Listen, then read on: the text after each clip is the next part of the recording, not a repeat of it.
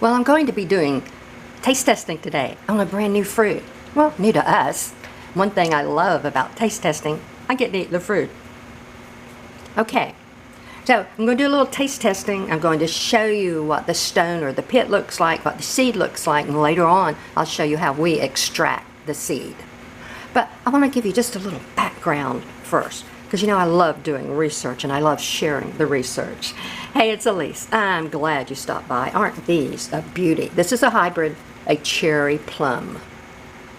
They're in the Prunus, they're in the genus Prunus. And that same genus is plums, cherries, peaches, nectarines, apricots, and almonds. Now these are also called stone fruit or pit fruits because of the really hard husk that's inside. Some are native to North America and some are native to other areas. It's about 340 accepted species. There could be many, many more because people grow the seeds out and come up with their own variety. All right, isn't that gorgeous? So let me give it a taste. Oh, wow. That is so good. Look at the juice. It is crisp, juicy. Definitely can taste the cherry. Definitely can taste the plum. Wow, that is so good. Now, this would be fantastic. Jams, jellies, pies, toppings, sauces. You could juice it, put it in adult beverages, put it in your iced tea, make sauces out of it to go over your ice creams, put in your yogurt. Wow. Now, even some of the seeds in the Prunus genus can be cooked and eaten, but you need to really research that because some of them wouldn't be too healthy for you. But that is a fantastic fruit. I'm in Zone 9B. This is the first time we've seen these. We got a 2-pound bag, a little less than $6, but I saw another sale at another store, a 1-pound bag for a little less than $4. So we brought them home, washed them off. That's why some are still in a colander. But isn't that gorgeous? Can't tell you how nice these taste.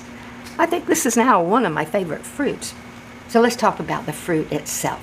This is known as a pit or stone fruit. The reason being that inside here, there's this really hard stone or pit. All this soft flesh around it botanically is known as a mesocarp, M-E-S-O-C-A-R-P. The stone or the pit botanically is known as endocarp, E-N-D-O-C-A-R-P. It's not edible. Has a couple of purposes. It protects this little bitty delicate seed. So nature designed this to fall on the ground, decay, be eaten by animals, whatever. So the seed itself is protected in this little pit or stone. It goes through the animal's digestive system. They poop out the husk, which eventually will break down, open up, and the seed can start growing. So it protects this little bitty seed. That way, the fruit can travel. As the animal travels, the fruit travels inside the digestive system of the animal. Or it can just fall down into the ground and nature will take care of it. So for us, we're going to go in, eat the fruit, take the pit out, crack the pit open, and take the little seed out. Nice. Now, if you do want to try to grow some plants, don't cook your seeds. If you're going to have a recipe like making jams or jellies where you're going to cook your fruit, take some seeds out to save first. If you're going to save seeds, get the largest, darkest, ripest looking pieces of fruit.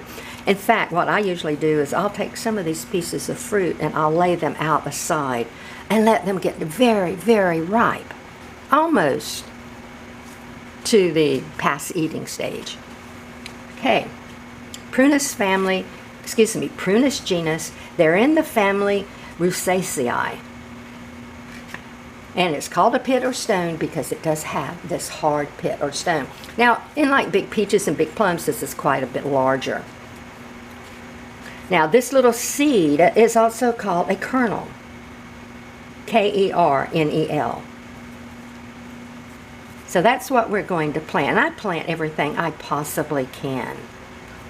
If you're growing it out, since it is a hybrid, what happens is you may or may not get germination. Depends upon what the breeder and the grower use to hybridize the fruit. If you get germination, it can grow up and make a beautiful tree for you. You may not get fruit. Or you may get fruit that's going to be completely different than the mother fruit, but that's okay too. If it's edible, it's wonderful. Even if it's sour, you cook it down and you make jams and jellies with it. Plus, you get this gorgeous tree that gives you shade, habitat for the animals and birds, oxygen for the planet. So, plant every seed you can. Plus, seedlings are usually very robust, and you can use seedlings for grafting. How neat. And so, the peaches, the plums, nectarines, cherries, you can hybridize, and you can try grafting on various trees. Be lots of fun. Be really nice to make a cocktail tree. Take a nice healthy seedling, and if you've got access to it, put a graft of a peach, a graft of a cherry, a graft of a plum. Now, can be native to North America or native to other parts of the world depending upon what variety you get. Now, here's a little glitch about the cherry plum. Many varieties now.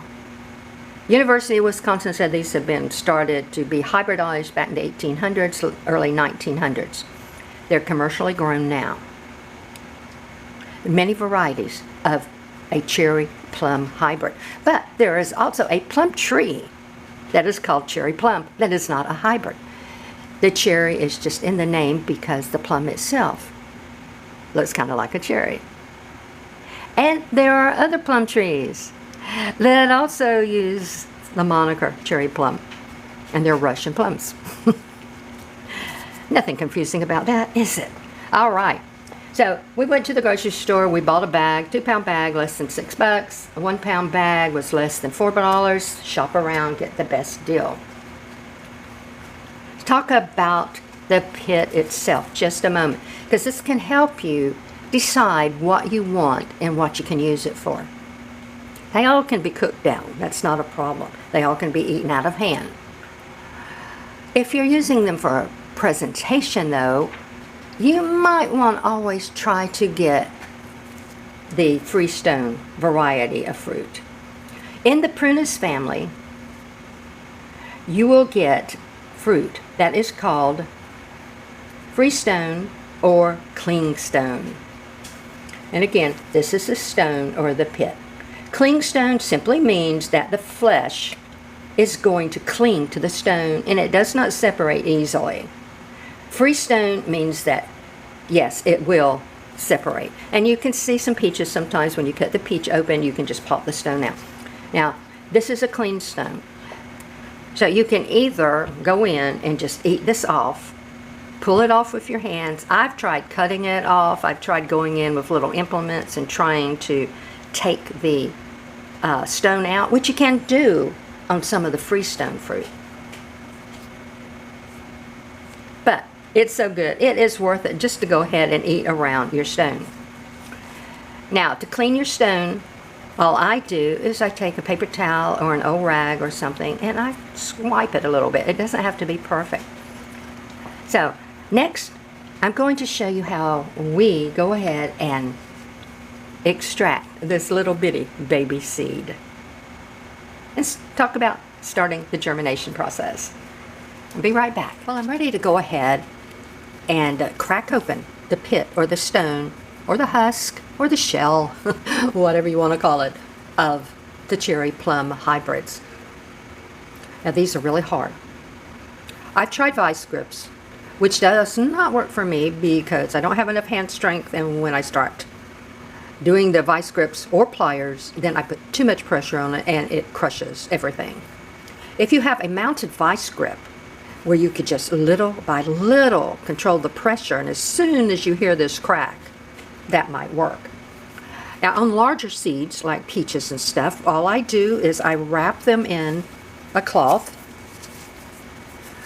and I twist it around a little bit. All that is to do is hold the seed in place. Now this little bitty seed has all the genetic material in it that it takes to make another fruit tree. It also will have some nutrients in it to help it for a little while. All right, you can use a hammer or any little heavy implement. Now since these aren't very big, it shouldn't take very much. You can use a paper towel, you can use a cloth. So I'm going to wrap this in a paper towel. You can use a towel or anything you want to. What that does, it stops the hard shells from dispersing all over the place. You can use a hammer, you can use any implement that you want to go in. I've just got a little pair of heavy-duty wire snippers here. And watch your fingers. Ah, did you hear it crack? That's what you're listening for, is that crack. Don't get impatient and start hitting harder and harder. And then just gently take it apart. There is my perfect little seed. Isn't that neat? Put it over there. This hard stuff, I do put mine in the trash because it is so hard. If you step on it barefoot, if your animals step on it, it can hurt. Put another seed in, another pit in, and just gently hit.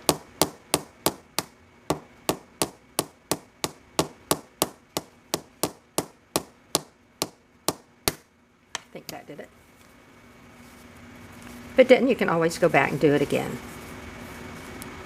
Not quite.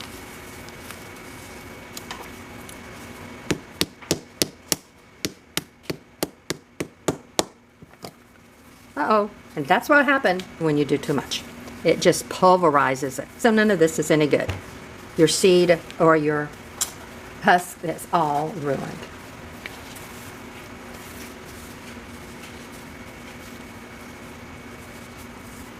So let's do another one. If you do it too hard, what's going to happen is everything will crush.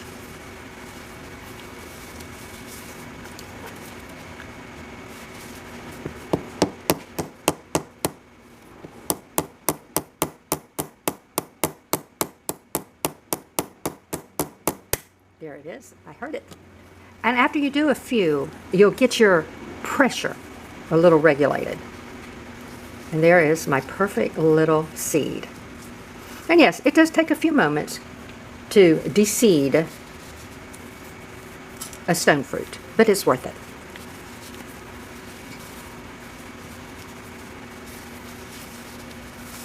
And you might have to play around with your pressure, play around with your implements, play around with your towel. Also, again, if you've got a bigger seed, that makes a difference.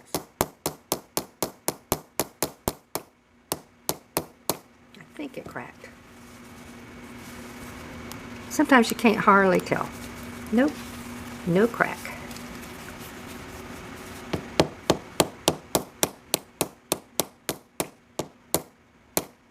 There it is. I know I heard that crack.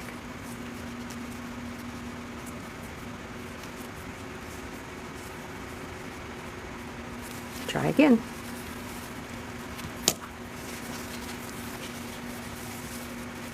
And it does help if it's firm in your paper or your towel so that it doesn't move around.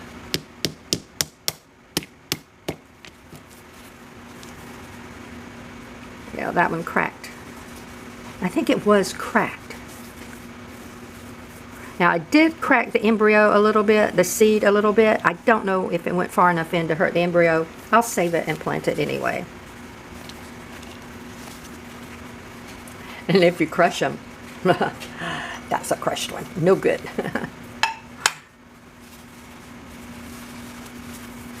Yeah, you want your seed secure, your husk, your pit, your stone secure. Sorry, hit the camera.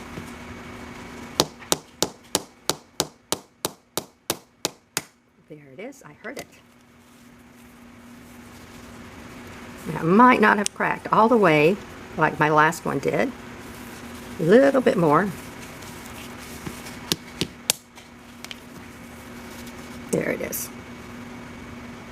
There's my perfect little seed. That's it. Like I said, the more you do these, the faster it gets, because you'll get your pressure right. And a little bit more about hybrid seeds, and I talked a little bit about them a while ago, but I also want to share this. Not only on hybrid seed, but any seed, a natural seed. Sometimes you'll crack one of these open, and there won't be a seed in there. That happens. The seed just did not mature.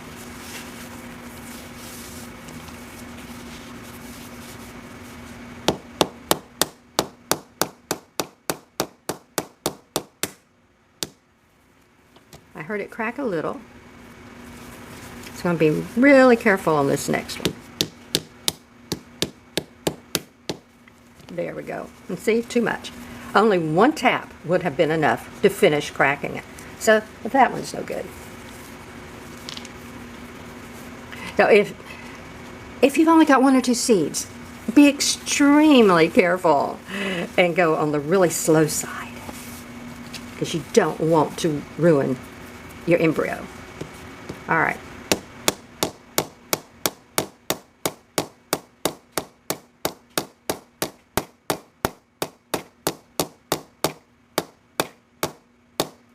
Boy, that is a hard one.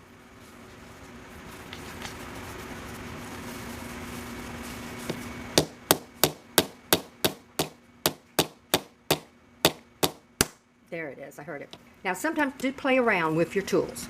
Maybe a little hammer will work better. Maybe some other implement will work better. So play around with your tools and you'll get used to the pressure. See, that one's cracked. I don't want to crack it anymore if I can possibly help. See if I can get this out. Nope. Very gentle here.